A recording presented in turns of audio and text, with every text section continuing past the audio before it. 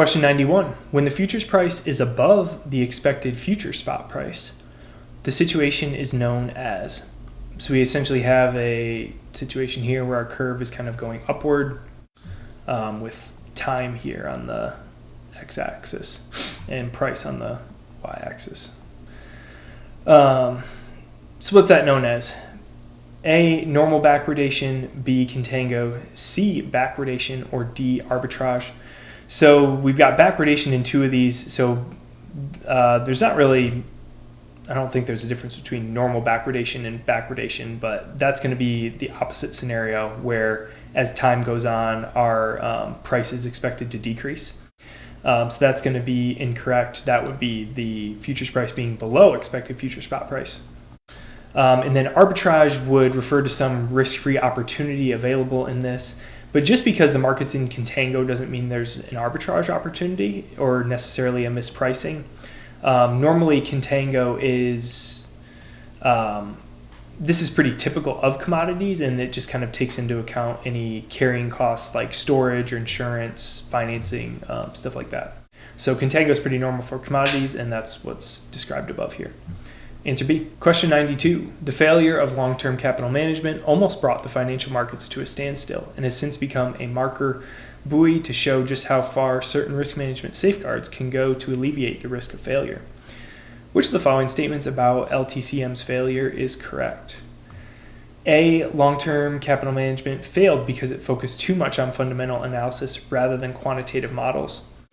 We can rule that out since these are going to be flipped. They were focused on quantitative models, not fundamentals. B. LTCM failed due to excessive leverage. Sounds right so far. And over-reliance on historical correlations. This sounds like it is our answer. They did get over-leveraged, and essentially they were doing relative value pair trades where two assets that normally moved in tandem with one another deviated, and then they would go short this asset in this example, and then they go long this asset. So they were basically expecting these correlations to come back into line with history. And when that didn't happen and that spread blew out, that excessive leverage is what kind of led to the failure there. Let's make sure we can rule out C and D though. LTCM's failure was mainly a result of regulatory changes that outlawed their primary trading strategies. Can rule that out.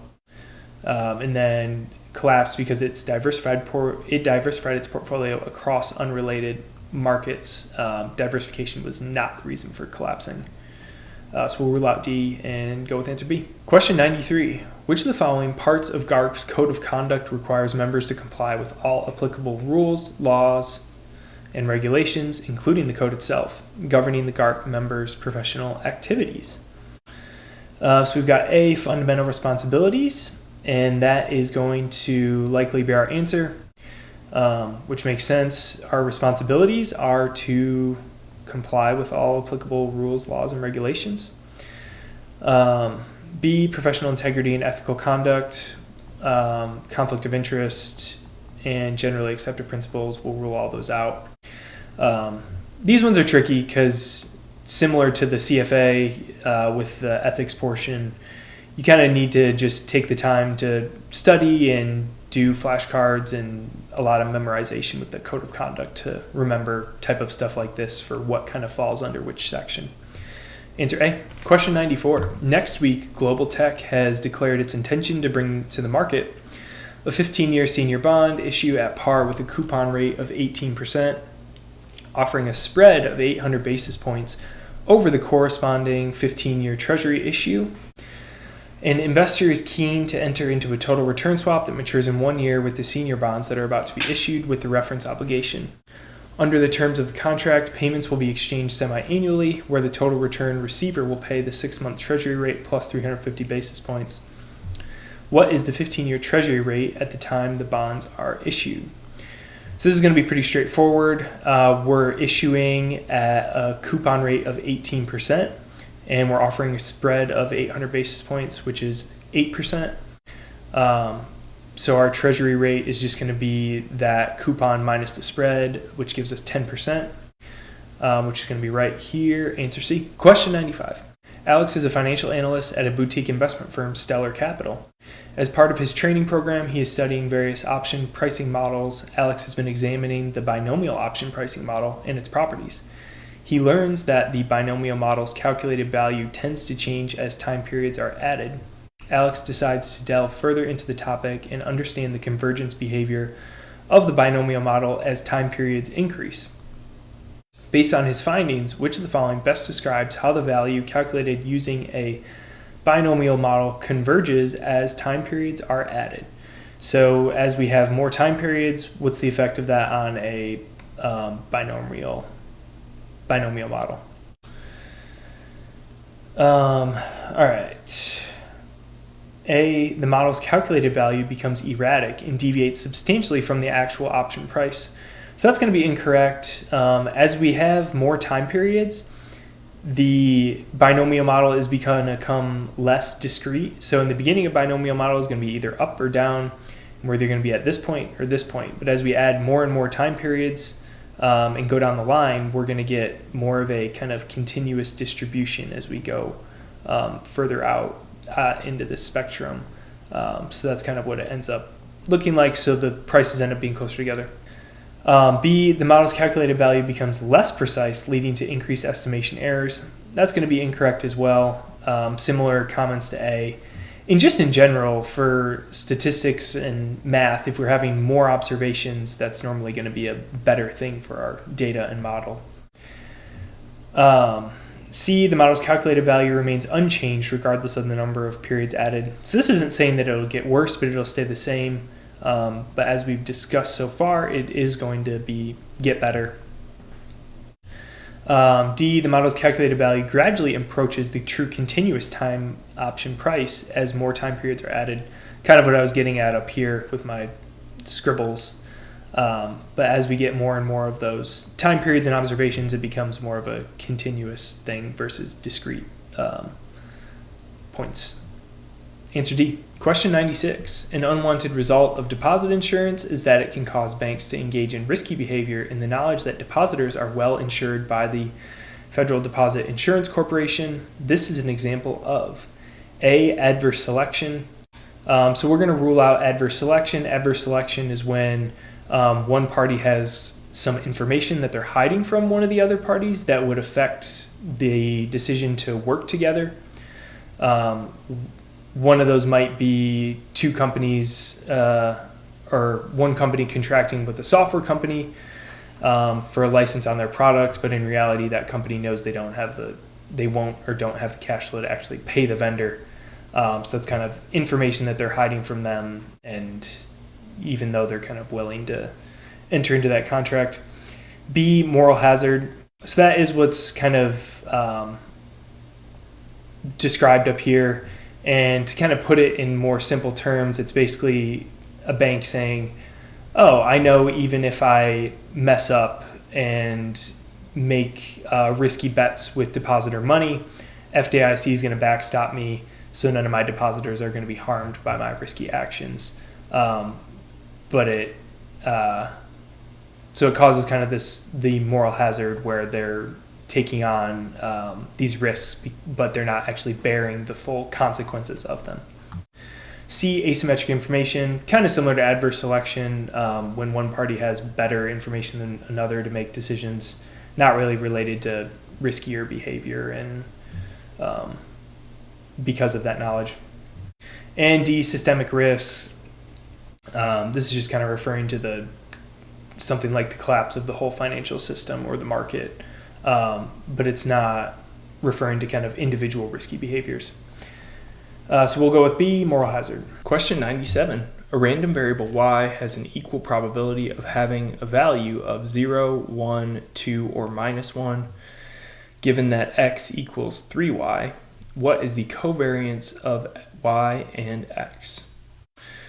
So I'm going to pull in the information and we'll start walking through how to solve this. So our covariance of x and y is going to be equal to the expected value of x times y, and then we're going to subtract the expected value of x times the expected value of y. So the most straightforward to solve for is going to be the expected value of y. So for expected value of y, we've got equal probability of having these 4 values. So what we're going to do to solve for that is we're going to take those 4 values and we're going to divide by 4, and that gives us an expected value of 0.5. And then for expected value of x, we've got x equals 3 times y, so we're going to do 3 times that 0.5 value, and we get 1.5. So we've got those these 2 variables solved for now. So the tricky one, the one that's more tricky is going to be this EXY. What's the expected value here? So we're going to incorporate this x equals 3y in order to solve that. So the expected value is going to be x times y, which is going to be equal to y times 3y. So essentially we're plugging this y in for the x. And that's going to equal to expected value of 3y squared. And what we're going to do is we're going to factor that 3 out, and we'll end up with the expected value of y squared, and then we're going to multiply that by 3. So the last step here is we're going to get the expected value of y squared, and in order to do that, we're just going to take these 4 values again, and we're going to square them all, and then we're going to divide by 4. So we've got 0 squared, 1 squared, 2 squared, and minus 1 squared. Divide that by 4, we get 1.5. And then we need to do the last part, which is 3, which is multiply that by 3, which we factored out from up here. So we get 1.5 times 3 gives us 4.5. So now we can plug these 3 values into our formula. So we've got 4.5 will be plugged in for that EXY, so right here, and then we've got 1.5 minus 0.5 in the second part of that. 1.5, we're subtracting 1.5 times 0.5, which gives us 3.75. Which we'll have right here. Answer D. Question 98. An analyst gathers monthly data about the returns of a stock for the past 5 years. If the mean monthly return is 6% and the standard deviation of the series of returns is 1.8%, then what is the standard deviation of the mean over the period? So the standard deviation of the mean formula is going to be our standard deviation, which we are given at 1.8%. And then we're going to divide that by n, which is the square root of n, which is the number of observations. So our standard deviation, as I said, given 0.018. Our n then is going to be, we've got past 5 years. However, we are looking at the monthly return. So we need to do 5 times 12 to get our 60 observations. So we're going to plug those numbers in, pretty straightforward. 0.018 divided by the square root of 60, which is 0.0023 or 0.23%. Answer B. Question 99. For a variable v, the value of alpha is 2, and the probability that v is greater than 100 is 0.1. What is the probability that v is greater than 200? So we're going to be using the power law formula for this question. So what we're essentially what we're going to be doing here is we're given this number to start off. So this is going to be 0.1, since we're given the probability that v is greater than 100 is 0.1. So we're going to plug in 0.1 right here. And then we're also given our x value and our alpha value. So our x value is going to be 100 because we're looking at p, v is greater than x. So this is going to be 100. We're going to plug that in right there. And then our alpha is going to be minus 2. So we're going to plug all those numbers in, and then we're going to solve for k, which is our constant. And so from here, we get 0.1 equals k times 100 to the minus 2. So we get k equals 1,000. And then from here, what we're going to do is we're going to take this k constant, and then we're going to plug it in as if to figure out the probability of v being greater than 200. So for the second part of this question, we're going to be given k, x, and alpha, and then we need to solve for this side. So in order to do that, we will plug those numbers in. So we're solving for this variable on the left side, so we get 1,000, and then we're going to put that to the x, which is 200 to the minus 2, and that works out 2.025, which is going to correspond right here with answer A. Question 100. John Wick FRM manages two assets, A and B. The correlation between A and B is 0.2. The table below outlines further details on the two assets. So we've got asset A and B, we've got their annual volatility and the values of each. If Wick sells 100 worth of A and buys 100 worth of B, so basically these two values would be flipped, so we'd have $100 of A and 200 of B. What would be the change in the daily VAR at the 99% level of confidence? Assume 260 trading days. So we're going to need to calculate VAR under these two scenarios. So we're going to calculate the daily VAR under this asset weighting of $200 for A and 100 for B, and then we're going to flip those and then basically recalculate it again to come up with that answer. So I've got all that info down here. Let me pull it up a little bit higher. But this is going to be that big long formula that we're going to be using to calculate the current variance. And then we're going to transform that into a standard deviation and use our critical value and that daily volatility transformation to get our current VAR. So we're going to do this under scenario 1 and then under scenario 2 down here and then take that difference. So let's walk through all these, the variables in this big long formula here. So we're going to have the weight of asset A squared, and then we're going to multiply that by standard deviation of A. And square that as well. So we'll have parentheses in here, and then we'll have parentheses here. And so remember, for VAR, we're not doing the actual weight. We're going to do dollar weighting to calculate our VAR. So we're just going to put those amounts in there. So $200 value, and then $100 value for B. If we were doing assets in a portfolio and we wanted the actual volatility calculation, then we would be using those weights, not the dollar amounts. So we've got our parentheses in here. We're doing those annual volatilities and dollar amounts. And then the last part of this formula we'll put in parentheses as well, is we're going to do 2 times those weights again. So we've got 200 and 100 here, and then multiply by the standard deviation of A, standard deviation of B, and then the correlation of A, B. And that correlation again is given right here at 0.2. So when we work that through, we get 2,625.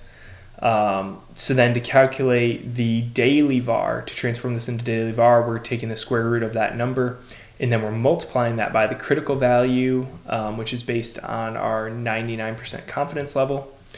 And then we're multiplying that by 1 over the square root of the number of trading days in a year to get that daily VAR number. So we get 7.403.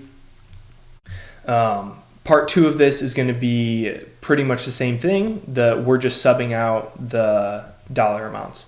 So we've got 100 in for asset A, and then 200 in for asset B, and then this whole section is going to be pretty much the same, since you're just swapping these values, but you're still multiplying all the same stuff. And then doing that last transformation again, square root of 3,300 multiplied by that critical value at 99%, and then transforming that into a daily VAR gives us 8.3. And then the last step here is, what is the change in the daily VAR? So we just need to take the difference between these two. So 8.3 minus 7.403 gives us 0.897. Answer B.